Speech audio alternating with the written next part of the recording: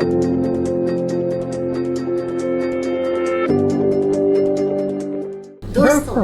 देसी TV Australia की तरफ से मेरा यानी रेखा राजवंशी का आप सबको नमस्ते, प्रणाम, सत श्री अकाल और आदाब। आज हम आपकी मुलाकात करवाने जा रहे हैं फिल्म और थिएटर की जाने मानी हस्ती प्रीता माथुर ठाकुर जी से, जो भारत से यहाँ पर अपना शो लेकर आई हुई है हाय मेरा दिल। तो आइए आज हम हाय मेरा दिल की बात भी करेंगे और उनके बारे में भी जानेंगे। मैं आपको बता दूं कि उन्होंने करीब 45 प्लेस 5000 टाइम्स भारत के बहुत सारे शहरों में और इसके अलावा विदेशों में, सिंगापुर में, लंदन में और दुबई में किए हैं। तो ऐसी लेजेंडरी एक्ट्रेस और डायरेक्टर प्रीता माथुर ठाकुर जी से मुलाकात करें। नमस्ते प्रीता माथुर ठाकुर जी। नमस्कार नमस्कार। बहुत बहुत स्वागत है आपका ऑस्ट्रेलिया में। आपको कैसा लग रहा है यहाँ आके? एक तो सबसे पहले तो weather is so good really, and because अभी हम लोग बॉम्बे से आए हैं, इतनी गर्मी शुरू हो गई है वहाँ पर, यहाँ आके एक फ्रेशनेस की फील हो रही है which is really nice. That's very good. आप तो बहुत जगह गई हैं, दुबई, लंदन, सिंगापुर। यस, सब ऑस्ट्रेलिया जुड़ गया आपके पन्ने में। उस बारे में हम बहुत खुश हैं। जी, बहुत अच्छी बात है। तो देखिए, हाय मेरा दिल की तो बात हम करेंगे लेकिन हम बात करेंगे आपकी भी कि आपने तो देखिए कॉर्पोरेट जॉब की, एमबीए किया, तो थिएटर की दुनिया से कैसे जुड़ाव हुआ आपका? बात यह है कि थिएटर से तो सबसे पहले जुड़ाव हो गया था। हाँ, क्योंकि right from school, college, I knew that I wanted to do theatre, but to make it a profession that was a difficult problem. That difficult point was that मैंने कहा, I told my dad I want to join NSD. College जैसी school खत्म हो रहा था, मैंने कहा NSD.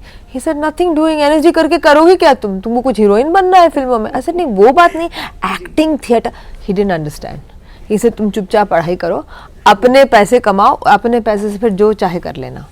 So that is how it all happened, and so because I was good in studies, I did my MBA and I enjoyed my MBA, and it's hard work MBA, and उस दौरान आप कुछ भी नहीं कर सकते extra curricular like theatre. But after that I purposely went for a job in Bombay. Delhi I didn't want to live in because Bombay मुझे मालूम था for an individual woman to live by herself, manage, safer, much safer, best city in the country in India. सो वहाँ पर जिस दिन मैंने join किया है जॉब, उसके तीसरे चौथे दिन मैंने पता किया कि थिएटर कौन कौन क्या क्या कर रहा है यहाँ पर। एंड लकीली हमारे ही पीआर डिपार्टमेंट में there were some people who put me in touch with theatre people in Bombay, IPTA, Indian people's theatre association. क्योंकि उस वक्त ये था कि लोग दिन में तो ऑफिस करते थे, जॉब करते थे, जो भी job, and in the evening they would do theatre, rehearse, shows and things like that. So I was put in touch with IPTA and मैंने इप्टा में काम किया, 3 साल काम किया वहाँ पर पूरे टाइम। थिएटर से फिर कैसे जुड़ा हुआ?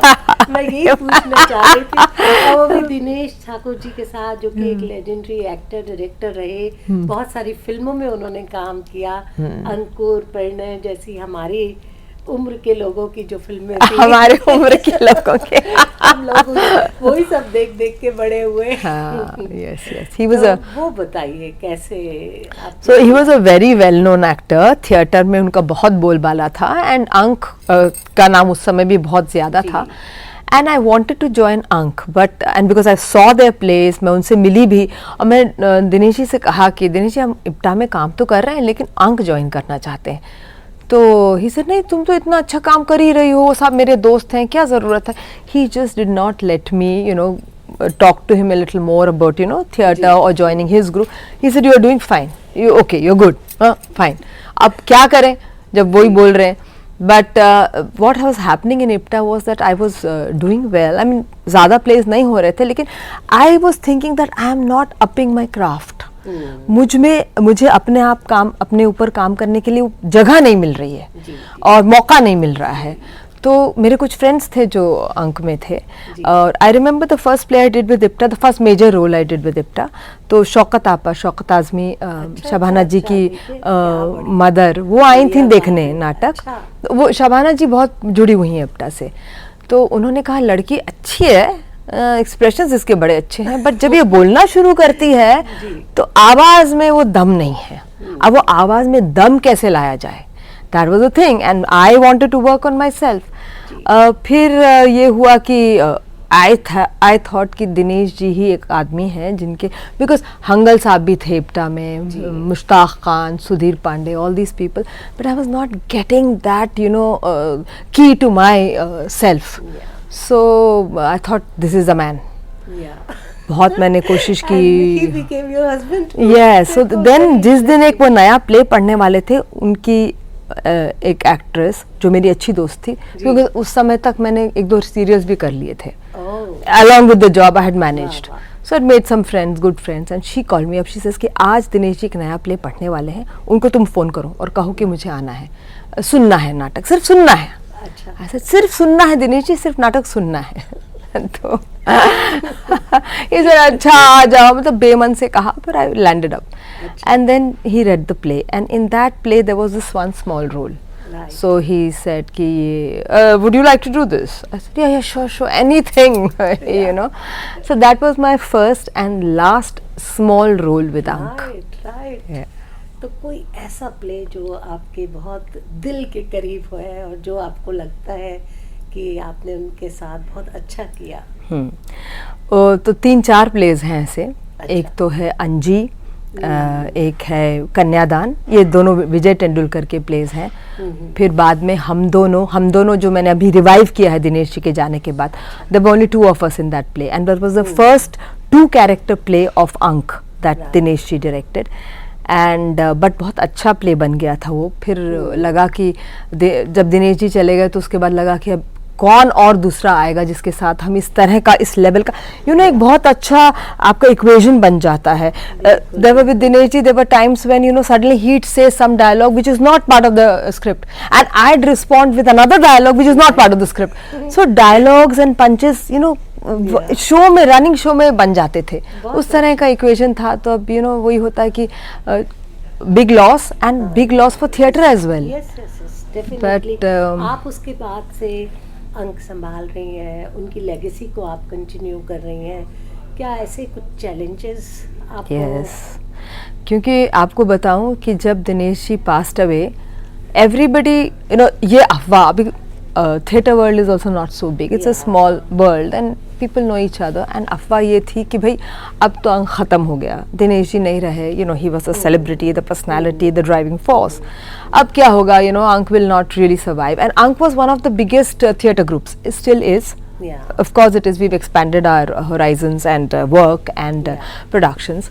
तो कि एंड वो टक्कर वाला ग्रुप था, इप्टा, अंक, Yatri and Ekjut. These are the 4 big theatre groups of Bombay, and I can say even the country, because the kind of work Bombay में जितना थिएटर पे काम हो रहा है रेस्ट ऑफ द कंट्री में इतना नहीं हो रहा है, क्योंकि बॉम्बे में वो ऑडियंस है जो अप्रिशिएट करती है और जो पे करती है for the ticket, you know. तो ये मेरे लिए बहुत चैलेंज था कि I have to prove them wrong, and for that I needed you know fresh energy. So I wanted to work with different directors. I wanted different directors to be part of the group and you know do different kind of work. And उसके बाद I wanted also that the people in the group, उनको भी जोड़े रखना बहुत ज़रूरी था, क्योंकि they should also feel that we are growing in this organization. And with Dinesh ji एक अलग equation था. Now here they should feel they are growing with the group, that they are getting new challenges, and also the group as a whole should explore new horizons. So ये 3 मेरे पास challenge थे मेरे सामने very clearly. So I was very clear. तो आपने दिनेश जी का direction style follow किया or you evolved your own style? Yeah, I evolved my own style. Okay. Because Dinesh ji had a different kind of equation with people. अब दिनेश जी कहेंगे भैया नहीं तुमको इस तरह से करना चाहिए and that is what I feel. Yeah. तो people would do it, and सबको एक बिलीफ थी कि दिनेश जी के पास एक जादू की छड़ी है, वो ऐसे करते हैं आदमी एक्टर बन जाते हैं. तो that kind of a faith. कितनी बड़ी बात है. Yes.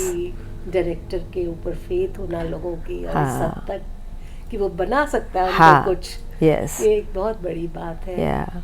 तो मैं ये भी पूछना चाह रही थी कि आपने टीवी में और फिल्मों में भी एक्टिंग की है. Yes. उसके बारे में कुछ बताइए, क्या फ़र्क है थिएटर एक्टिंग और टीवी एक्टिंग में?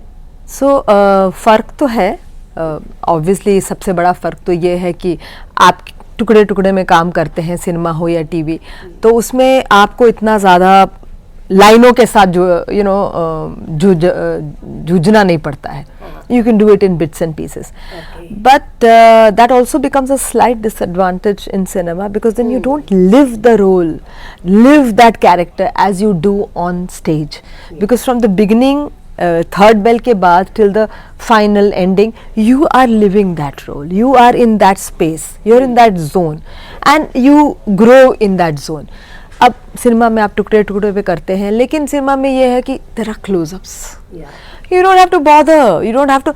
Here in theatre, you have to create those close-ups. Yes. We create the close-ups with our voices. Yeah. Of course, थोड़ा सा makeup, and maybe our reactions and are a little exaggerated, because we need to create that close-up. For the guy who's sitting right at the end in the last row of the theatre, आवाज़ पहुंचनी चाहिए, पूरा expression पहुंचना चाहिए, तो आवाज़ में भी expression होना चाहिए, सिर्फ face पे ही नहीं. So वो मुझे तो लगता है बहुत डिफिकल्ट है. Theatre is more challenging than the film, because retakes नहीं हो पाते. रीटेक्स ये सबसे बड़ी बात है. या बस चले गए. तो मैं ये भी पूछना पर एक बात है कि जो एक्टर का मीडियम है वो थिएटर ही है, जो सिनेमा है वो डायरेक्टर का मीडियम है. वो आपको चॉप चॉप चॉप करके रख देगा, आप फिर कहोगे अरे ये तो मैंने तो सोचा था मैं इधर ग्रो करूंगी, फिर मैं ये कहूँगी, वो ग्रोथ ही कहीं है ना. So that is the thing. आजकल तो इतना ओटीटी का ज़माना है, डिजिटल एरा है, इसमें थिएटर कैसे सर्वाइव करेगा? आपको क्या फ्यूचर दिखाई देता है इसका? मुझे तो बहुत ब्राइट फ्यूचर दिखाई देता है, आपको बताऊं, क्योंकि जो लाइव शो है वो हमेशा लाइव ही रहेगा. जो लाइव एनर्जी एक आदमी को ऑडियंस में बैठकर इधर स्टेज से जो लाइव एनर्जी मिल रही है, वो आपको ना ओटीटी में मिलेगी ना सिनेमा में मिलेगी. And you will see in Bombay also, and I think the rest of the country. हम लोग बीकानेर में परफॉर्म करते हैं, जबलपुर जाते हैं, जयपुर जाते हैं, जोधपुर जाते हैं, और साउथ में Hyderabad and Bangalore and all these places. I find a lot of young people exploring new subjects and new zones in theatre. ये बात ज़रूर है कि यंग पीपल थिएटर तो कर ही रहे हैं पहले से ज़्यादा, लेकिन उतने ज़्यादा यंग लोग थिएटर देख नहीं रहे हैं. एक अजीब बात है, पर इंडिया में इस तरह का अब माहौल है. So we have to do something special to have the younger people coming to.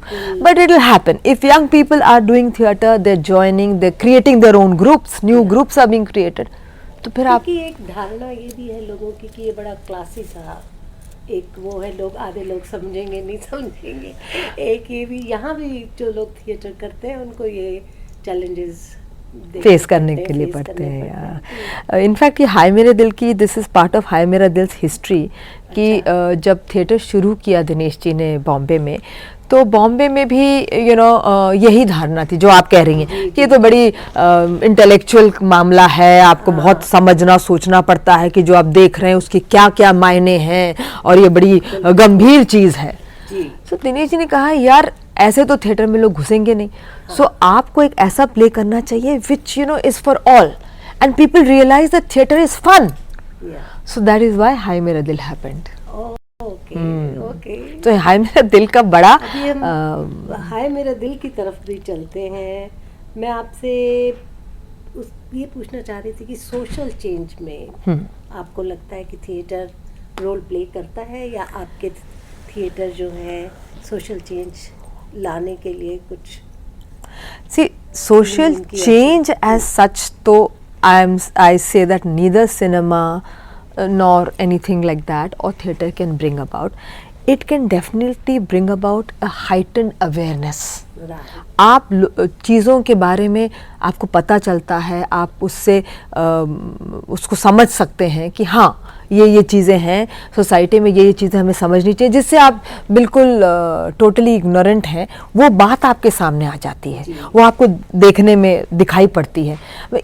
In a play like Hi Mera Dil also people become aware of what hypochondriac being a hypochondriac, what can it do to you as a to your health.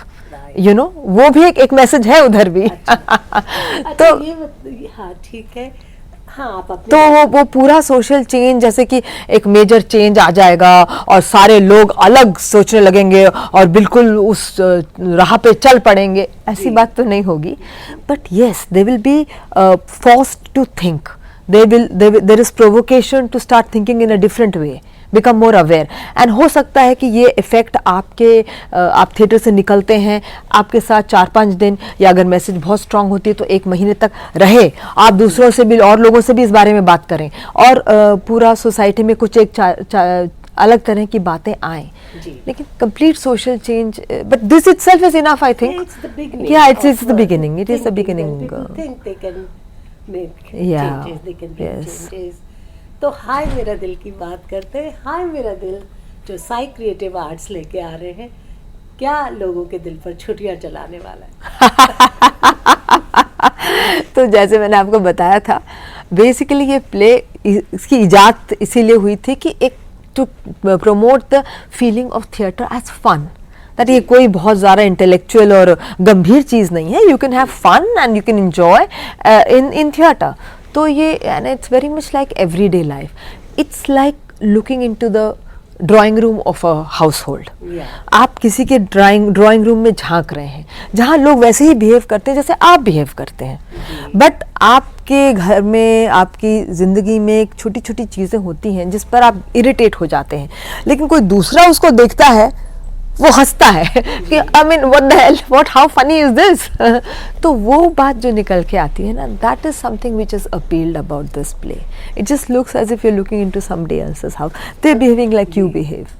तो हम expect कर रहे हैं आज बहुत मजे करना और बहुत एंजॉय करना. यस, जल्दी से छोटे छोटे कुछ क्वेश्चंस क्विक फायर राउंड में. कॉमेडी और tragedy? Comedy is more difficult. It's more difficult to make people laugh. रुलाना बहुत आसान है, आई मीन बहुत आसान नहीं, मतलब in comparison to laughter it's more difficult.